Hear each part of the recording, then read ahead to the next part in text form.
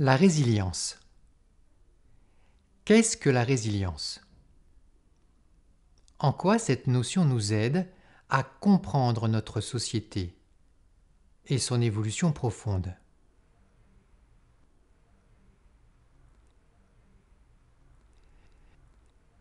La résilience est à l'origine une notion scientifique.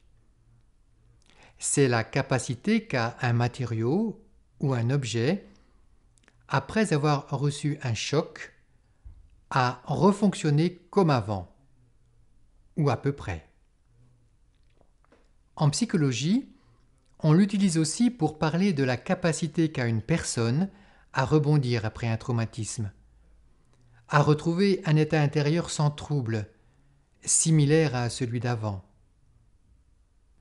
L'utilisation du mot résilience pour décrire le comportement d'un groupe humain face à un choc est apparue récemment.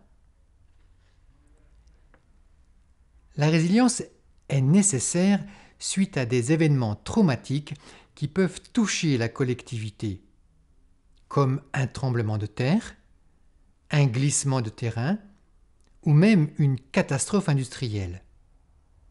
À Grenoble, l'inondation la plus probable nous vient de nos torrents sur nos versants montagneux, et avec elle, d'autres aléas ponctuels comme des chutes de blocs de pierre ou un glissement de versant.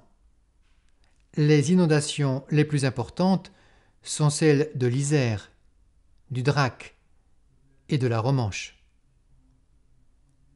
Pour que les habitants puissent se montrer résilients, ils doivent connaître ces risques et s'y préparer. Si l'on pense que la population est à l'abri des catastrophes, parce que les experts et les institutions savent les anticiper par la puissance des calculs et les maîtrisent par des constructions comme des digues, alors les humains se sentent en sécurité. Pas besoin de résilience. Mais la toute maîtrise par les calculs et la modélisation est en fait une illusion. La manière dont nous construisons nos villes et nos villages ignore souvent la puissance de la nature quand elle se fâche et génère elle-même des risques supplémentaires. C'est la rencontre entre l'aléa et la vulnérabilité. De graves catastrophes naturelles nous l'ont rappelé récemment. Les inondations à la Nouvelle-Orléans, le tremblement de terre en Haïti, le raz-de-marée à Fukushima, ou les inondations tout récemment dans l'Aude.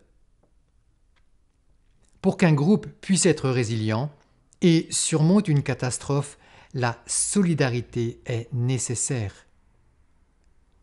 Si tout le monde doit être uni face à l'adversité, il ne peut plus y avoir d'un côté les sachants, les experts, et de l'autre les ignorants, c'est-à-dire quasiment tout le monde. Nous sommes tous dans le même bateau. La résilience, c'est comme une bonne recette de cuisine. Et il faut plusieurs bons ingrédients pour que ça fonctionne.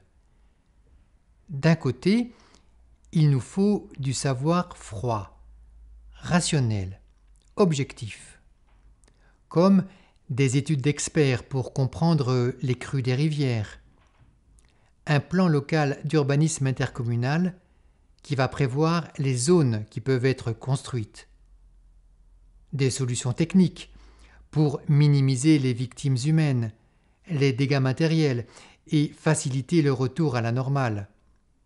Par exemple, construire de manière à ce que l'eau puisse s'évacuer facilement des rues.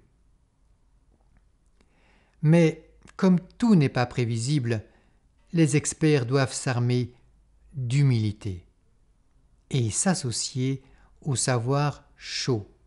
Chaud de la chaleur et de l'interaction humaine.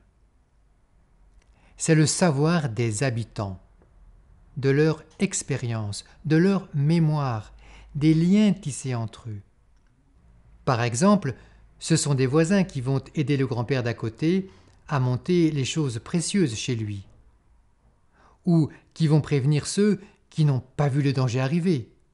Aujourd'hui, nous savons que des graves dangers peuvent survenir, même si les experts ont fait de savants calculs. Et nous avons compris que la communauté s'en sort pas trop mal grâce au savoir de solidarité. Il ne nous reste donc plus qu'à les cultiver avec soin pour développer notre résilience.